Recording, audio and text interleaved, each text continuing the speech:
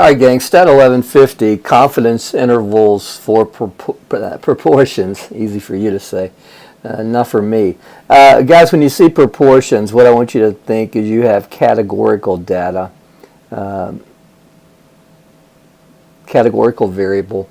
And for example, like you look at the first question, and you might think, well, it doesn't look categorical to me because we have numbers. It appears it should be quantitative, but when you examine what you're measuring, whether they have a high school diploma or not, it's categorical because they either have a high school diploma or they don't. Now, let me explain to you the motivation for this this video. You'll probably notice that some of the videos that I post are kind of dated. I used a different textbook, but at the end of the day, confidence intervals for proportions are confidence intervals for proportion, regardless of the textbook that I'm using. The theory is the same, the notation is the same, but the types of problems change a little bit from textbook to textbook. The theory is exactly the same, so there's no need to reinvent the wheel and redo some of the videos. However, that said, I want to put this, I wanted to create this video to give you some examples that use terminology that's used in the current textbook that we're using on MyMathLab. So that's the motivation. Again, we're not reinventing the wheel here. We're doing the same thing that we've done before, just getting you examples that are much more applicable to your homework assignment. So, gang, that said, let's do it. Okay. So the first question says, according to a recent poll, 1,050 out of a sample of 1,300 young people had earned a high school diploma. Again, categorical because they either earned a high school diploma or they didn't. So what is the value for p hat, the sample proportion of young people who earned a high school diploma? Well, gang, p hat is just, as I've explained before, x over n, where n is the total number that are sampled. In this case, it's 1,300. And x is the count out of the total that has the characteristic that you're measuring. In this case, it has a high school diploma, so it's 1,050. If all that is just too fancy for you, just remember the top number is the small number and the bottom number is the big number. Okay, so 1,050 over 1,300.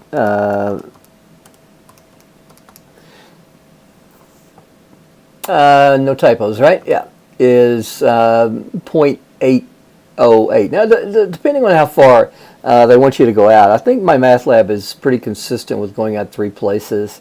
So this would be 0.808 because that fourth digit is bigger than 5, making that 7 round up. So I would say 0.808 or 80.8%. Check the conditions to determine whether you can apply the central limit theorem to find a confidence interval. So guys, what we need here is we need n times p hat and n times 1 minus p hat to both be greater than 10. So for this first, we have n, which is 1,300, and our p hat is 0.808.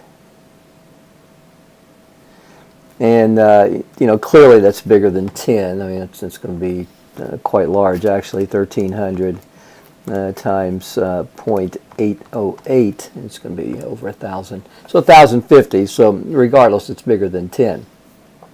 Now for the other one, we do similar. We take n, which is 1,300, times 1 minus 0.808. So 1 minus 0.808 is 0.192. And we just need to see if that's bigger than 10, which it clearly is. So 250.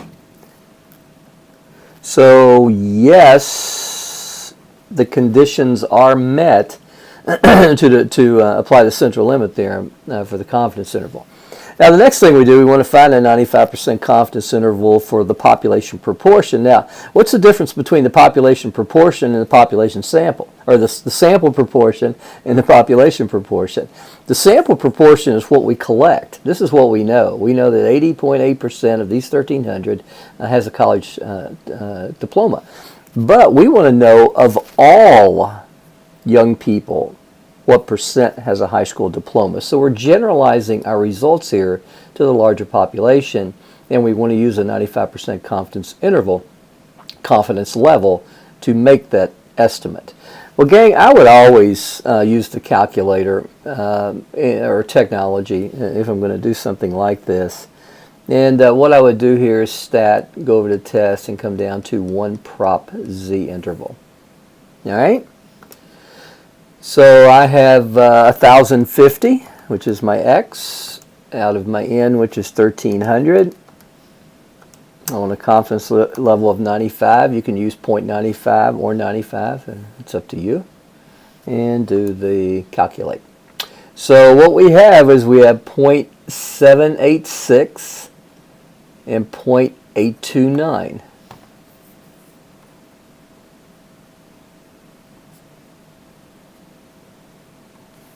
And I like to think about these in terms of percentages. So that says that we are 95% confident that the percentage of young people who has a high school diploma is somewhere between 78.6%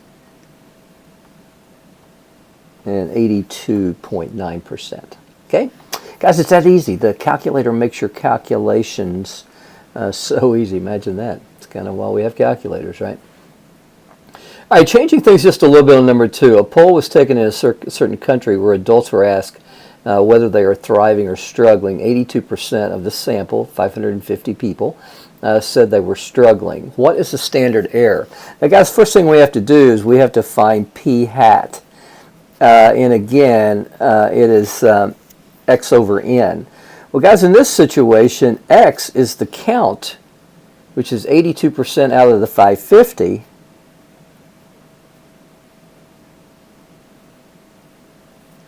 And n is the 550.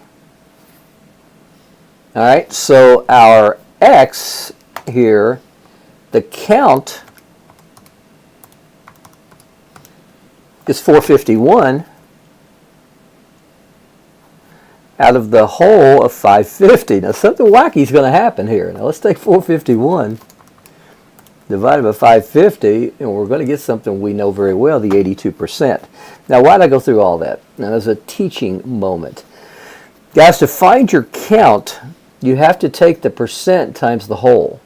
So 82% of 550. To find the number out of the whole, you have to use this process. So helping us with the standard error, remember that the standard error in these problems is the square root of p hat times 1 minus p hat over n. So p hat is 0.82. 1 minus p hat is 0.18. Now, I can do that in my head, and most of you probably can too. But if you can't, don't sweat it. Grab your calculator, just type in 1 minus 0.82, it's 0.18. If you can't do that in your head, I can, you can't, big deal. I guarantee you, you have talents that I don't have, okay? God just gave me this stuff. All right, and n is the big number, so it's out of 550. So if we can put that in our calculator without doing something really goofy, we're going to get the standard error very quickly. So the square root of 0.82 times 0.18 divided by 550 before we close it up. Okay? And 0.016 would be the standard error.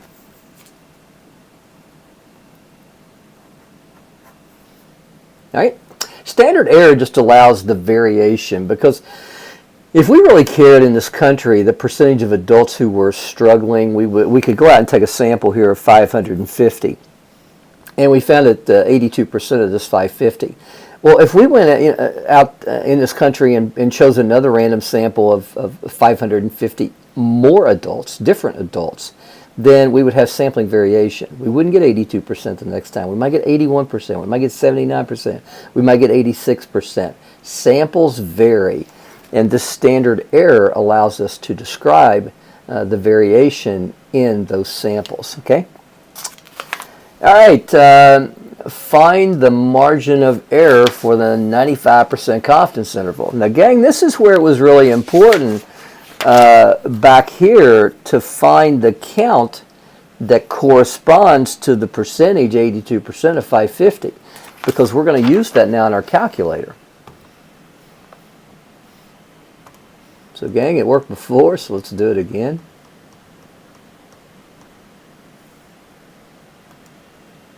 So we have 451 there out of 550. Confidence level was at 95. Yeah, the margin of error. And calculate. All right, so what we have here is we have a confidence interval of 0.788 up to 0.852.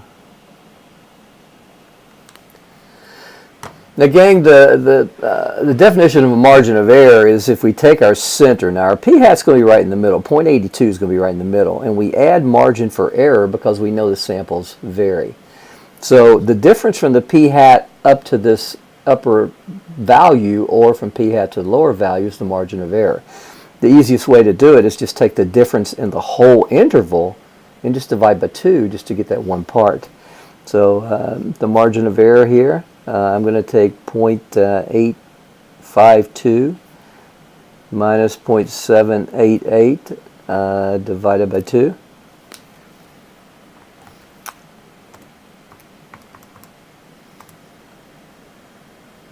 Uh, 0.852 minus 0.788 divided by 2. So our margin of error would be plus or minus 0.032.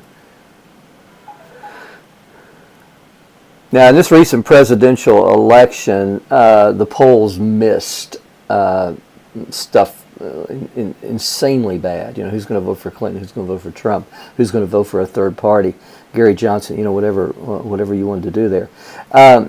Missed it bad. And you might say, well, it missed it really badly, and that means the statistics isn't that accurate. No, I tell you what wasn't accurate. The sample wasn't accurate. We were trying to generalize to United States voters who, if I'm just going to be honest with you here, I think there were a lot of closet Trump fans, a lot of not Trump fans, a lot of closet Trump voters. Well, I know there was. I can see the polls as they were before, and I can see the result of the election. Even though it does appear that that Clinton did win the popular vote, you know, that's not the way we elect presidents. We elect presidents through the Electoral College. So the discrepancy or the difference in what the polls and even the exit polls, which are usually much better than the pre-polls, was it didn't seem like people were being honest. Now, a lot of people say, well, there's media bias and all that. And you know, I don't want to get political here, but I got fed up the night I was watching the election. I stayed up till 2:30 that morning watching it, and I got fed up with the biased. You know, if I went to CNN, it's some people call it the Clinton News Network, and then I would go over to Fox channel, and it was biased the other way.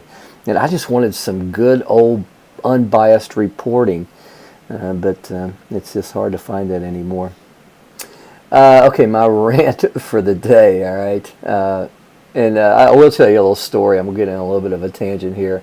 I had a really good student who, I think she took me for 6 classes. She ended up actually going on and getting a PhD in statistics at Ohio State University, and she's now a college professor at a very prestigious school.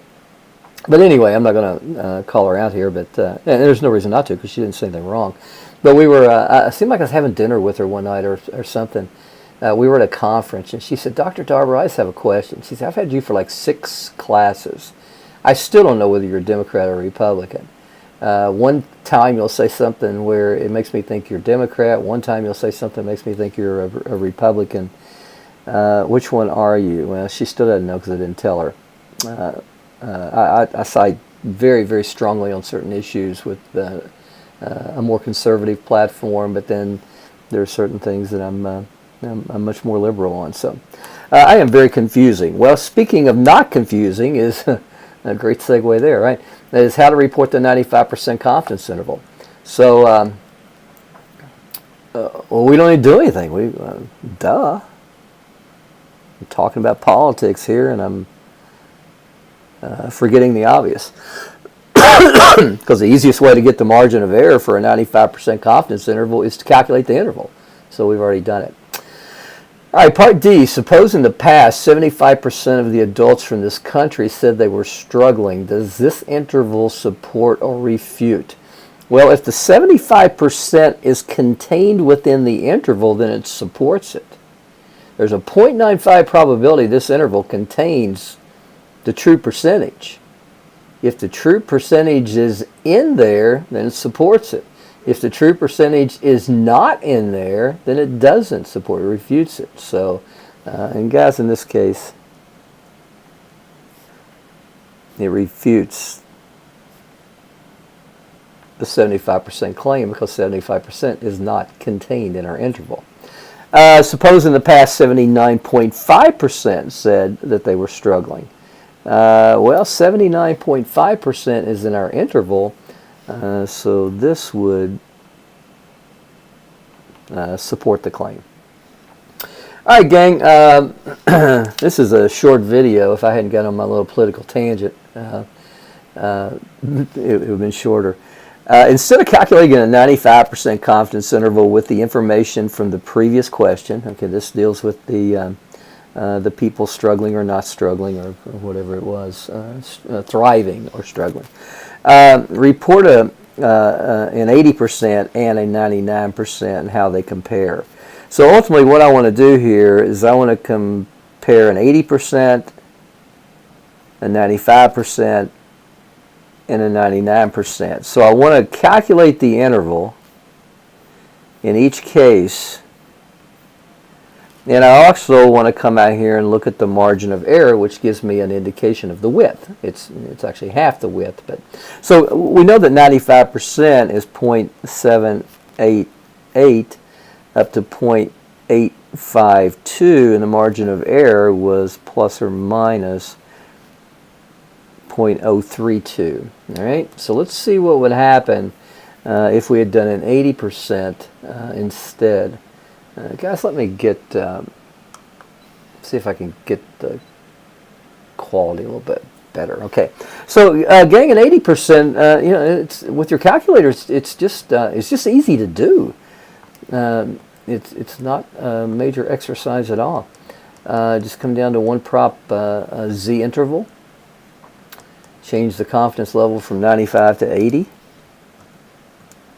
And we get 0.799 up to 0.841.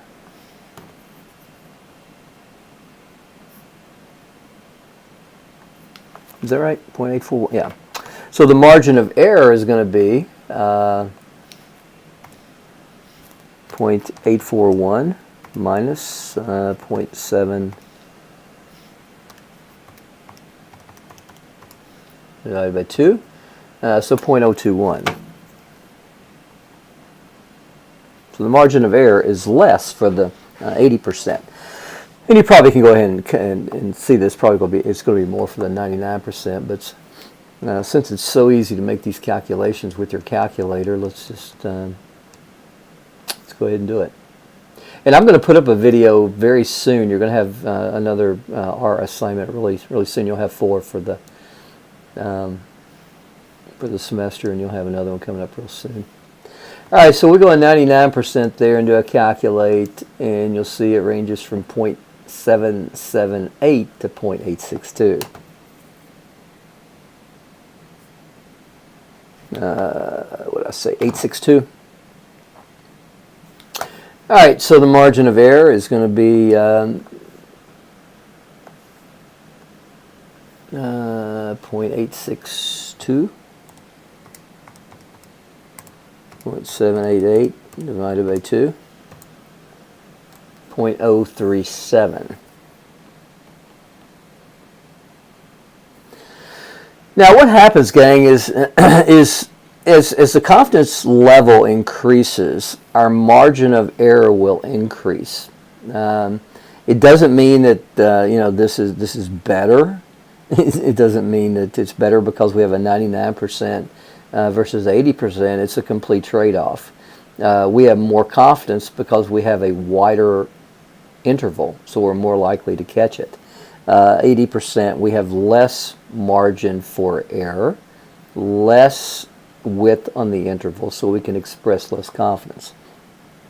It's kind of like if I went in, when you guys come to take your final exam, and I'm thinking about your all's average age, for example.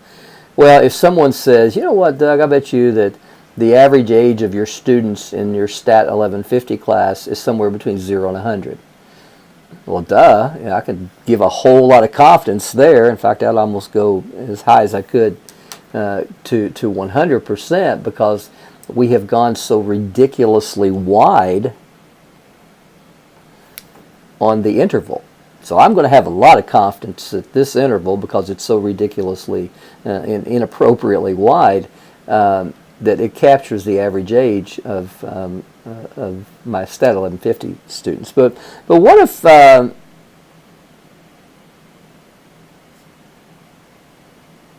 they narrow the margin from 18.2 to 18.6? Well, I'm not going to have as much confidence because I don't have as much margin for error. The margin of error here is 50.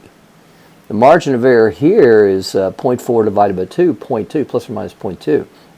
So I don't have as much margin for error. So my confidence that this interval contains the average age is much, much, much smaller because of the width of the interval.